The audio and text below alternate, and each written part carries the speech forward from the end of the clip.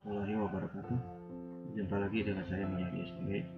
Dalam kegiatan kali ini kita akan membahas soal dan pembahasan pas genap matematika kelas 10. Baik, kita langsung saja ke soal nomor 1. Perbandingan trigonometri jika sisi depan berbanding dengan sisi miring adalah A sinus, B kosinus, C tangen, D sekan, dan E kosekan. Pembahasannya, perbandingan trigonometri antara sisi-sisi pada segitiga siku-siku didefinisikan sebagai berikut. Kalau sin alfa itu sisi depan berbanding miring, cos alfa sisi samping berbanding miring, dan tangen alfa sisi depan berbanding sisi samping. Nah, kalau depan berbanding dengan sisi miring berarti adalah sin. Jawabannya adalah yang A. Kita lanjut soal nomor 2. Perhatikan gambar di bawah ini. Di sini ada gambar segitiga siku-siku, di mana sisi depannya ini adalah 6.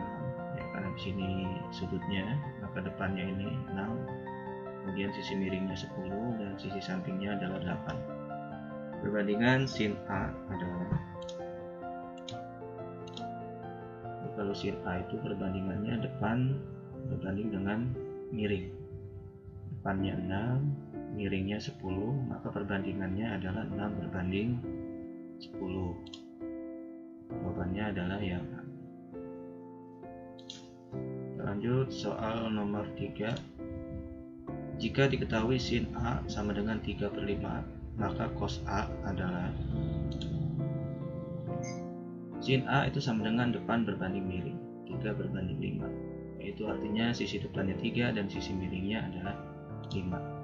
Kita gambarkan dalam bentuk segitiga siku-siku, ya, depannya 3 kemudian miringnya 5. Nah, sekarang kita cari sisi yang sampingnya, yaitu nilai X dengan menggunakan Pythagoras. X kuadrat sama dengan 5 kuadrat dikurang 3 kuadrat, karena kita mencari sisi yang pendek. X kuadrat sama dengan 5 kuadrat 25 dikurang 3 kuadrat 9. X kuadratnya sama dengan 25 dikurang 9, 16. X nya sama dengan akar dari 16 dan X sama dengan 4. Kalau X sudah ketemu 4, baru kita bisa mencari nilai cos alpha. Cos A itu sama dengan samping berbanding dengan miring. Sampingnya 4, miringnya 5, berarti perbandingannya adalah 4 berbanding 5. Jadi jawabannya adalah yang A. Kita lanjut soal nomor 4. Nilai dari sin 330 derajat adalah, ini materinya tentang sudut berelasi. Sudut 330 derajat berada di kuadran 4, maka rumusnya adalah sin 360 derajat dikurang alfa derajat sama dengan min sin alfa derajat. Sin 330 derajat itu sama dengan sin 360 derajat dikurang A. A ini kira-kira sudut berapa biar menjadi 330?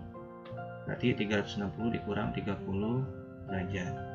Nah, maka yang diambil adalah alfanya.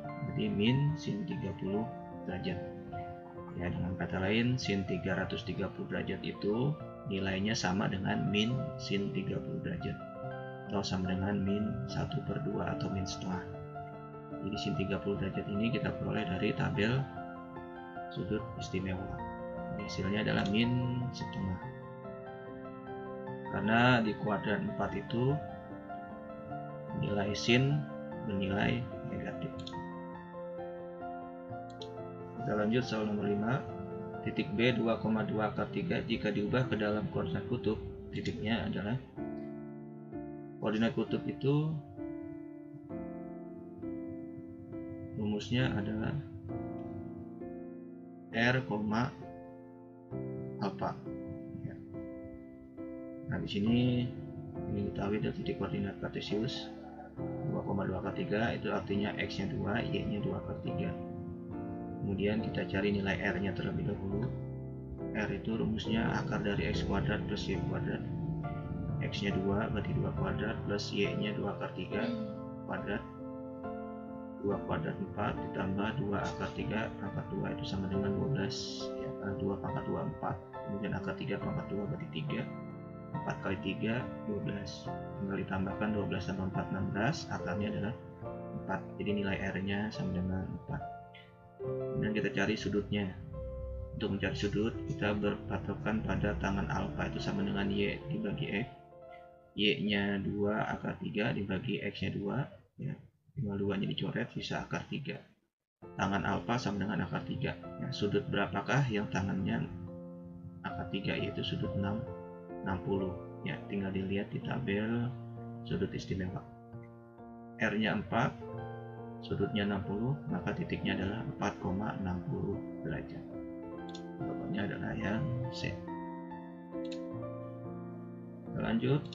Soal nomor 6, titik D 8,30 derajat jika diubah ke dalam koordinat kartesius, titiknya adalah, nah ini titik koordinat kutub ya. Jadi 8 itu berarti R 8, sudutnya 30. Untuk mencari titik koordinat kartesius maka kita mencari nilai X dan Y, karena kartesius itu titiknya X, Y.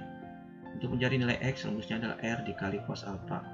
R nya 8 dikali cos alpha nya 30 berarti cos 30. 8 dikali cos 30 itu setengah akar 3, 8 dikali setengah sama dengan 4, 4 dikali akar 3 4 akar 3 ya, nilai X nya 4 akar 3.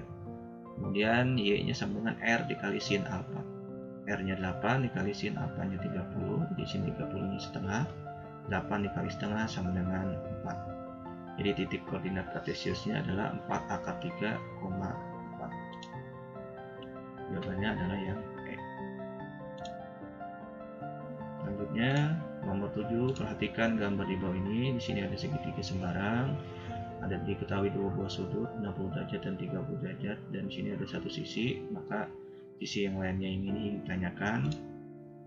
Nilai X pada gambar di atas adalah, untuk mencari nilai X karena yang diketahuinya dua sudut satu sisi, maka kita menggunakan rumus aturan sinus. Aturan sinus rumusnya adalah A dibagi sin A sama dengan B dibagi sin B.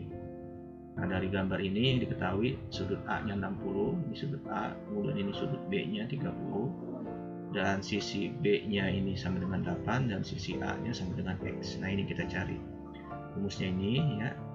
A nya sama dengan X, kita masukkan nilainya, per sin alpha nya 60 sama dengan B nya 8, sin B nya 30. X dibagi dengan sin 60 itu setengah akar 3 sama dengan 8 dibagi sin 30 setengah. Tinggal kita kalikan silang, X dikali setengah sama dengan setengah X sama dengan 8 dikali setengah akar 3 itu 4 akar 3. Maka X nya sama dengan 4 akar 3 dibagi dengan setengah, X nya sama dengan 4 akar 3 dikali dengan 2/1 ya. Jadi kalau pembagian kita ubah ke perkalian dengan syarat pecahannya dibalik. Yang awalnya 1/2 menjadi 2/1. X nya sama dengan 4 akar 3 dikali 2 sama dengan 8 akar 3 dibagi 1 sama dengan 8 akar 3 ya. Jadi nilai X nya adalah 8 akar 3. Jawabannya yang C. Lanjut soal nomor 8. Perhatikan gambar di bawah ini. Di sini ada segitiga sembarang. Nah, tetapi sekarang yang diketahuinya sisinya ada 2 dan sudutnya ada 1. Kebalikannya dari soal nomor 7. Nilai X pada gambar di atas adalah, kalau yang diketahuinya sisinya yang ada 2, sudutnya ada 1, maka rumusnya adalah aturan kosinus. Rumusnya A kuadrat sama dengan B kuadrat plus C kuadrat dikurang 2 kali BC dikali cos alpha. Dalam gambar ini sudut A nya 60, kemudian A nya X, dan B nya 4, dan C nya 8. Kita masukkan, A nya X berarti X kuadrat, B nya 4 berarti 4 kuadrat, C nya 8 berarti 8 kuadrat, 2 dikali BC, B nya 4, C nya 8 dikali cos alpha nya 60 derajat. X kuadrat sama dengan 4 pangkat 2 16, 8 pangkat 2 64, 2 kali 4 kali 8 64 dikali cos 60 setengah. Tinggal kita jumlahkan, 16 ditambah 64 sama dengan 80 dikurang 64 dikali setengah 32, 80 dikurang 32 48. Ini X kuadrat sama dengan 48, maka X nya saja akar dari 48. 8. Ya, kita sederhanakan, kita pecah menjadi 2, menjadi akar 16 dikali akar 3 sama dengan akar 16 4 dikali akar 3 sama dengan 4 akar 3. Jadi kalau kalian lupa untuk menyederhanakan bentuk akar, silakan buka lagi materi semester 1 yang bab pertama. Jadi jawabannya adalah 4 akar 3.